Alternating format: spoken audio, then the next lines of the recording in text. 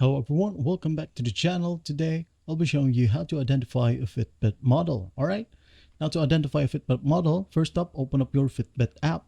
Now once you're in here, make sure that you are on the Today section. Just tap on Today and make sure that it is highlighted. Now once done, go to the top left right here where you can locate the phone and watch section. Just tap on it. And in here, you should be able to see all the devices that are connected with your Fitbit app. Alright, you can see its particular model as well besides the device itself. When you tap on a device, it will look like this. Alright, as you can see here, here's a sample for the Versa 4.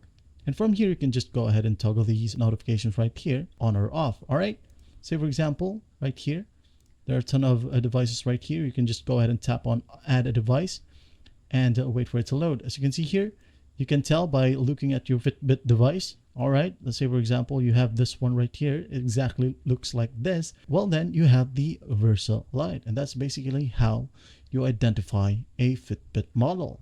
Well, I hope this video helps, and I'll see you in the next one.